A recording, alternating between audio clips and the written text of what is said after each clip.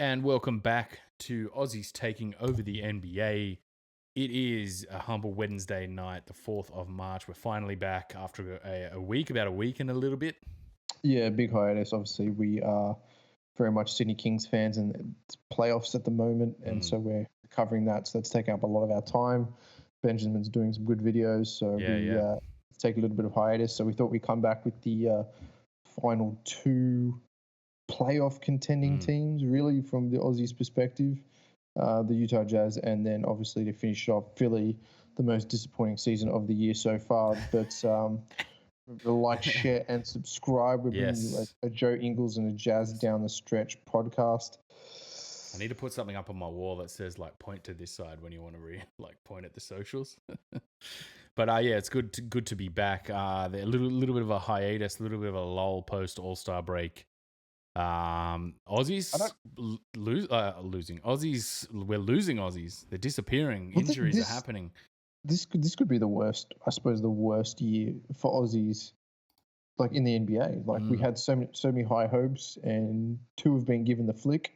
Brokoff and Bogdan have just been like gone. Yeah, that sucks. Brokoff especially. Bogdan had that little 10-day with the Suns and then just disappeared. I think he's completely waived now. It's just out, so it'll be interesting to see if he re-signs a G League contract or gets a contract in the new year. I think this year's kind of done and dusted. Maybe there's a couple of 10-day contracts down the very stretch if there's injuries and waves. Brokoff obviously hasn't signed a new deal with anyone yet, so maybe in 10-day in the works down the stretch as well. I think he got some call-ups from Europe too. A few phone calls from Europe. Yeah, he got Olympiacos and I think a Russian team, but hasn't signed with either. So maybe trying to keep a stretch in the NBA. But in saying that, this is a Jazz episode. Obviously, the Jazz doing fairly well, 38 and 22, went on that just epic run post Jordan Clarkson trade, which was a very, very good trade for the Jazz. Not so much for Cleveland, obviously, with Dante Exum, having kind of a breakout game than just getting injured again.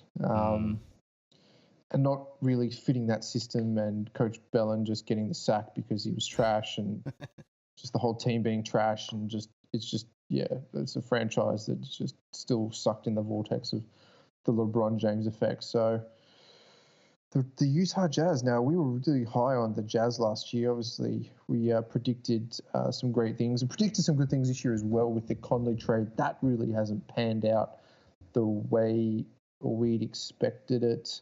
Bogey being a good pickup, but Joe Ingles went really, really hot and then just fizzled. He was really cold coming off the bench, basically not really doing that much to start the season. Really worrying. We weren't sitting here just saying, it's Joe Ingles, you know what I mean? Like really like, wow, Joe Ingles looks like he can't shoot the ball. I think he was at 27 or 28% for a little bit of a stretch there, shooting the three ball, which is very unlike Ingles. Suddenly I think Conley went down and he came back into the starting lineup, and then he was just back to just getting hot. I think that stretch lasted for about 8 or 9 games, and that were like good games for him, 10, 15, 20 points here and there, shooting, a lot better. I think about 44% for that little stretch from 3, and then just disappeared again. It just they lost 5 in a row a couple of weeks ago, and I think they lost another 5 after the All-Star break, 4 after the All-Star break, 2 and 4. So yeah, it's the Conley inclusion. I think the dude is a cancer. He's just one of those vets that is probably past his time. Maybe is it like I don't know. Is it? He's not really a cancer in terms of he is the cancer. It's kind of like having him there has changed that team in a way that it has become like a cancerous effect. Because I don't think he himself is a cancer. Like he from all respects, he's a good kind of teammate. Works hard. Like he's trying. Like it just doesn't seem to fit. Like he can't really run that pick and roll with Gobert that well. Like I find that Joe Ingles runs it a lot better once he's in the team, where in a sense that you can't then just drop him and bring Ingles back and just be like, sorry, Conley, you're just going to sit on the bench. Like, I don't think they've had the time to bed that in You know what I mean? Like if we were Yeah, 2 years into this Conley experiment, like by now you probably would have just been kind of, bringing him off the bench, maybe integrating him in and out, accepting that this might be a bit of a failure. But I think we're, 4 or 5 months in, we're not quite at the stage that let's drop Conley to the bench, or let's try and work something out to work him back into the team. But they're kind of scrambling for something, and it's just not really coming off at the moment. no, and like I said this all season, their bench depth is very limited, and they haven't really been active in the 10-day pickup market, or the kind of waived market. And it just seems like that there's a couple of good free agent candidates out there that we haven't really just seen the Jazz active at all. And from watching them, from picking things up, I think they do really well against bottom teams, under 500. But man, they come up against like sizable teams that are intelligent, and they just don't do too well. Mm. And they always kind of go on that good stretch in the middle of the year where they're playing under 500s, playing a lot of East Coast trips under 500s. But then it all kind of falls apart. And like you said, they've lost a fair few of their games, and they've got quite a hard run home. Now, I don't think they're in any kind of way, shape, or form going to miss out on the playoffs. Yeah, that's going to happen. Yeah. But you really don't want to kind of slip into that 7th seed playing the Nuggets, although that would actually be a pretty good matchup first round. Nuggets, Jazz, that would be a pretty sweet matchup to watch. But yeah, I don't see this team as a contender. I probably see this team as a second round exit, and they're just kind of like one major injury away from crashing and burning. Yeah, I think this team doesn't look like it's ready to be a finals team.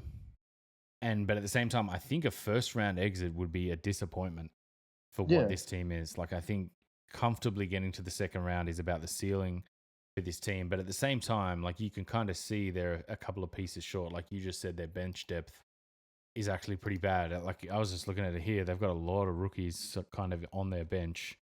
Juwan Morgan, Rajon Tucker, Nigel Williams-Goss, Oni, Brantley, like all of these guys who haven't really played. But then you look at their lineup: Conley, Davis, Gobert, Ingles, Bogdanovich, Clarkson, Moutier. Then Niang O'Neal has been quite good for them, and then Donovan Mitchell. But from there, that's 1, 2, 3, 4, 5, 6, 7, 8, 9, 10, 11 men.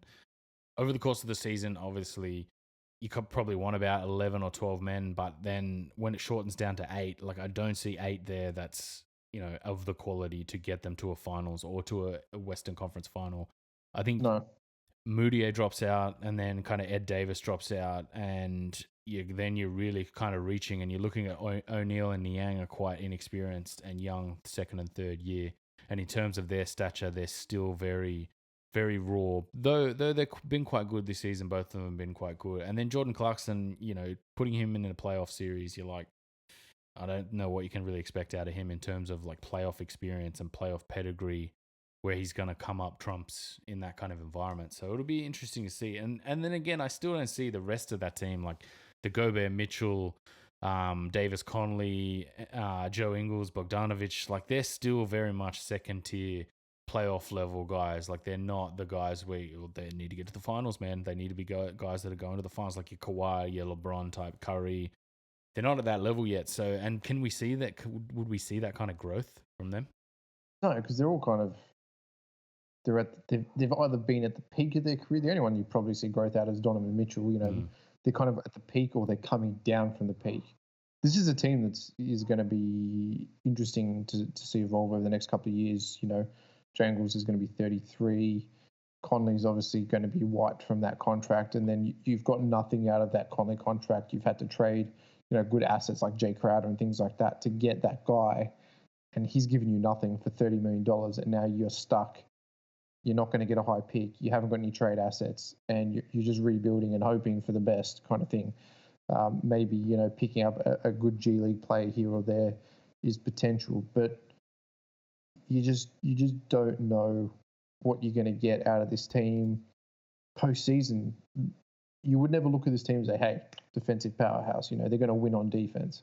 Although they've got the defensive player of the year, I think that's just by and large his dimensions and the way they play in the pick and roll and how they defend by funneling everything into Gobert. But that doesn't work for a team like Houston, which just jacks up threes constantly. And it's not going to work for a team the size like the Lakers that can, neutralize Gobert with Davis and LeBron and McGee. And so you haven't built this team in either or. Like, it's not a fast-paced team that's going to match Houston, and it's not a size-based team that's going to match the Lakers. And the Nuggets are kind of unknown. And then so you're just kind of sitting in that middle pack and hoping for the best. Mm. So how do you think Bogdanovich, though, has gone for them this season? I think he's been a great acquisition. Just a pure scorer, good shooter, okay defender, not the greatest. Untested postseason. Played some Indiana, but then not great. Choked 4-0 to LeBron. Didn't they win one of those games in the last couple of years? I think. What did they go? No, they went all the way to 7 against LeBron. I think last year or the year before. They went 7. Year before last, they went 7. That's not great. But I still like the way he's fit this team. He's kind of like a mirror image of Joe Ingles, a right-handed Joe Ingles. A 6'7", 6'8" guy who can handle if they need him to handle and knock down shots. He's quite deceptive. Like, he's got that Euro deception, a little bit of the Joe Ingles style deception where doesn't look athletic but still contributes in a way where it fits this team. Like, he creates space for Donovan Mitchell. Royce O'Neal's kind of doing a bit of the heavy lifting as well as Niang. Really dropping off from that center position with Gobert. There's nothing there. Like, Davis hasn't really been that good. Tony Bradley's been, he's a rookie, pretty raw.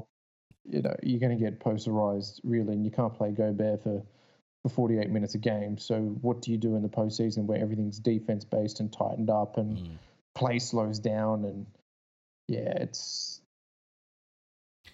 I think he's been pretty good. But Mike Conley, like both of us agree that it's been a bit of a disaster. Really, that trade he's just been a disaster. But it's not him. Like, you can see he's trying to do things, but it's just not working. Like, it just hasn't fit at all, which is a bit of a shame because his contract is so large. And then again, we're kind of back in the realm of just get everyone out of the way and just have Donovan Mitchell handle the ball. Like, that's your answer. Donovan Mitchell handling the ball, a backup ball handler, and some shooters around him. Like, Bogdanovich is a decent shooter to have around him, Ingles as well. But then from there, there's no real shooters left. Like, Niang and O'Neal might knock down one or two here and there, and then Clarkson will shoot when he feels like it as well. So I'm not, I liked last year's team better, but this year's team I feel like is a little bit more effective, but going in the right direction. So it'll be interesting down the stretch of this season what they the postseason they have will define the next season's kind of moves and that. So in like turning to the postseason, they're currently sitting in 5th, 38-22. Looking at a series with Houston, if everything was to stay the same, looks like the Lakers will pretty much sew up top spot. Clippers, you would think, would come in second. A Houston series would be interesting. Houston Jazz number 3. Have they lost twice in the last 3 years to Houston? And they'll lose again. I mean, I don't really like Houston, but however, they are kind of the Jazz killers. The way they play is completely neutralizes Gobert, I think.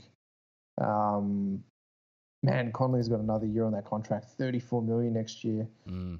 That's just crazy money. They need to pick. I think they need to pick up 2 more pieces in order, like 2 savvy vets for the postseason that could potentially, give them some quality minutes against Houston, or even some quality minutes against the Nuggets in order to kind of progress. Because you go down this list and, George Niang's 26, Emmanuel Mudiay's 23, Royce O'Neal 26. And then you kind of haven't just seen these guys play at all. Like, there just hasn't been any depth. Rayon Tucker, Ron Morgan. You'd want to see there's a good, I think, wave market out there. I was surprised that they didn't pick up Jeff Green again. I think he would have been like a decent swing man for them to pick up with a bit of experience. Doesn't shoot the ball well enough really to fit, I don't think. I don't know, but none of these guys can play inside and play a bit of bully ball. And in the postseason, when your shots aren't dropping, they haven't got a guy to go to. All right, let's clear the floor. You play a bit of back down, bit of bully ball. Like who in their team can, like Gobert can't handle. He just kind of is the guy that's at the rim that dunks, right? He's defensive. He's not going to grab the ball in the low post and say, "Hey, let's get us a bucket." You name a guy in that team that can just get in the low post and get a bucket. It's just going to be Donovan Mitchell driving through 20 players and trying to put up ridiculous circus shots, which we saw pretty much all playoff series against Houston last year. That was one of the main killers of that. They were 4-1. They lost to Houston 4-1 last year, and then Houston 4-1 in the second round the year before. And really, it was the Donovan Mitchell trying to do too much series, basically both of those series. Yeah, because they didn't have anything to go to. And I think this Houston team is going to even be even worse because there's length. It's kind of weird. You can't. They're going to be fast. Westbrook has increased the pace of this team and can push the pace in the finals. And that kind of neutralizes Gobert. So how do you go to a small ball lineup against them when they're just going to keep pressing pace? Agreed. And then what about a series versus Utah if they somehow finish? I guess they could drop down to 6 and play against, Denver. Did I say Denver or Utah? I think I said Utah. Yeah, Denver versus Utah. What did you think? What would you think about that kind of series? Jokic, Gobert. I like that series as a matchup better. I think that goes a lot more distance. I think anything else, Clippers, Houston, I think it goes, maybe they pull out a game at home, but I think the Nuggets series goes a little bit better. Again, this is all dependent on how far they go down the line in these games. Memphis, who's sitting in that 8th spot, is really kind of coming up, and the Jazz have got a kind of grueling upcoming schedule. Let me just take a look at it right now. They've got a couple of easy games, but not that many. So they've got I've got it up here. So Knicks, Knicks, Celtics, Pistons, Raptors, Thunder, Pelicans, Grizzlies, Lakers, Timberwolves, Spurs, Mavs, Hawks, Bulls, Cavs. So they've got a little bit of a good run there. Then Blazers, Nuggets, Clips, and Suns. So it's not the easiest run home, is it? No. I think this little period here, like the Knicks, Celtics, Pistons, Raptors, Thunder, back to the Pelicans. Pelicans you could probably throw in there because they're looking for that 8th seed as well, with Memphis sort of stumbling a little bit. That's going to be tough. And then you look at Lakers. There's no let up there. 2 games against the Lakers. Grizzlies are going to be looking for an 8th seed. The Timberwolves are going to be a pushover. Spurs, you would think, would be kind of looking for an 8th seed by that point. Yeah. Otherwise, those 2 games are going to be easy games. But then the Mavs, they're going to be looking to kind of cement a top playoff spot, a top sort of 6th spot. And then, you're looking at maybe, what's that, 10, 12 games before you hit that easy patch. So I don't know, man. And the Trailblazers aren't even, they don't look like they're going to make the 8. Possibly. Yeah, actually, no, they do. They're on 27 wins. So 27 wins for the Kings and the Blazers, and then Spurs on 26 with Memphis on 30. So there's 3 of those teams are going to be really, really gunning for that top spot. And the Pels as well are going to be gunning for that 8th spot, rather. Yeah, so you'd think the Jazz at least going to finish 7th. That they're pretty much guaranteed a finals berth if they don't chalk it up against some of the easy games like the Hawks, Bulls, Cavs. They've got a good Eastern visit run there, and you'd want to see them take all those games, and that would cement them at about that 45 win mark, you'd think, with all the games that are left, and give them a finals berth. But I don't think that they will come out of the first round this year. I just have an inkling that they don't turn up for the big teams, and they are going to struggle against what the Western Conference has to offer. Anything other than a Houston series to me feels winnable. Like, you can win this series. But I'm not sitting there like betting on them, going, you know what, they're going to win this series. Like I don't see any of those opponents where I'm like, yep, they're going to win that series type of thing. Like Clippers, Lakers, Yeah. if somehow they finish 7th or 8th, if they're going to play those two teams, I think it's they're out guaranteed. But if you look at then the other two teams, Houston and the Nuggets, and even the Thunder, man, like an interesting series would be a revisit to that different kind of Thunder team. Obviously, than they played 2 years ago when they gooned Paul George off the court. That Thunder team is good, man. Oh, look, that is the surprise of this year's tournament. Mm. It's Chris Paul is still a great player without another big superstar. I think he gels the team together really well. Steven Adams is an underrated player. Danilo Gallinari, Shea Gilgeous-Alexander, like they've got a good lineup and they've got some good bench depth as well. So, you know, OKC is like a weird series. I just don't know what's going to happen. Mm. If they played like a Nuggets or a Clippers, even I wouldn't know what was going to happen in terms. I think maybe the Clippers would get there in the end, but it could be a weird kind of series. Yeah, so it'll be very, very interesting down the stretch of this season. I think we've got to watch them carefully because it could kind of go either way. They can't really make any buyout signings. I don't think either that it's going to help them. I don't think there's anyone there really for them to help them. So it'll be very interesting. I'd like to see Joe Ingles, so we should just talk about Joe Ingles' season in general. Just bringing it back up here. Yeah, he's sitting on just under 10 points average for the season, so a little bit down in the last couple of years. 3-point percentage is not bad, 39%, so it's well above NBA average. And he's brought that back up because that was, I remember looking at that was around about 29%. He was really struggling there, where it was very un-Ingles, like, athletically, you can sort of go, okay, well, athletically, that's Joe Ingles. He might get blown by. He might get bullied a little bit. But at the same time, he's always had that 3-point to kind of bail him out. He's been shooting the 3-ball quite lights out in the last few seasons in terms of percentage, 44% previously to last season. So it's kind of dipped a little bit, but it's maintained that 40% career average, and he's back up there now. And then just looks so much more comfortable handling the ball.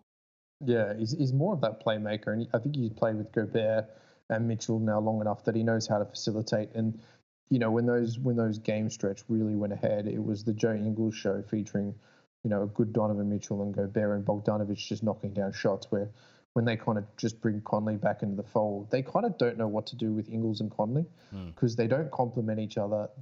When they're in the team together on the floor, both games suffer. So who do you back in that situation? Yeah, and then it's in that weird space of just, we want Conley to come good.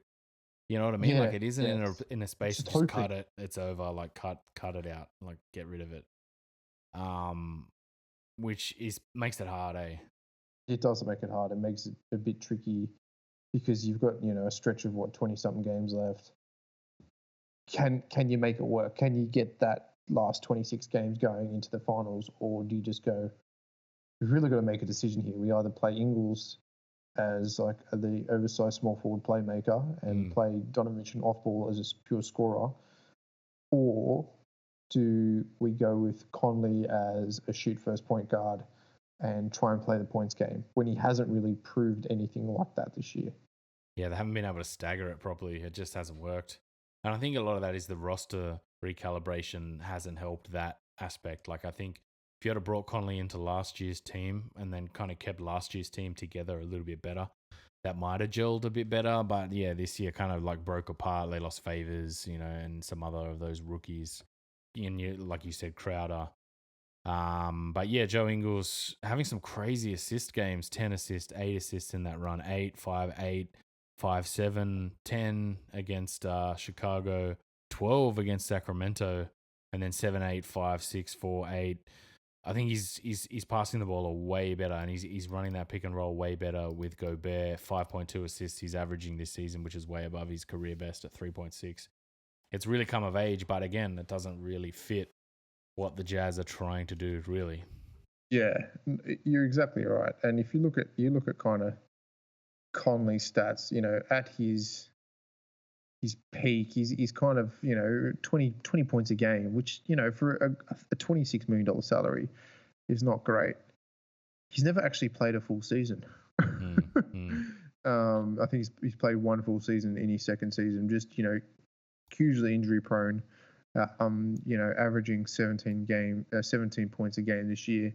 So the desire is there to kind of get him the time, efforts, and energies to build something for the finals. But I think the team functions better with Joe Ingles. That's it's going to be interesting to see what happens down the track and what they do in the postseason. Yep, but we'll wrap it up there because I think we'll revisit sort of at the end of the season when the playoffs come around. We'll definitely get a much better picture of what's happening with the Jazz at that point in time. Remember, again, to like, share, and subscribe on YouTube, on SoundCloud. Yeah, every time that side. Podcast Addict, SoundCloud, on YouTube. We're on Facebook and we're on Twitter too, so follow us along there. We're going to bring you what do we got next? Philly. You fired up, ready for Philly? Fired up, man. Yeah. Got a lot to talk about. Some sad times. Yeah. Sad times. But the Jazz will be very interesting to see how they go down the end of the season. I think they're one of our playoff hopefuls to kind of stay in it, and we will bring you some more of that down the stretch of the season. But right now, we will be going live with that Philly wrap. So thanks for watching our Utah Jazz wrap. We'll see you guys on the next episode. See ya.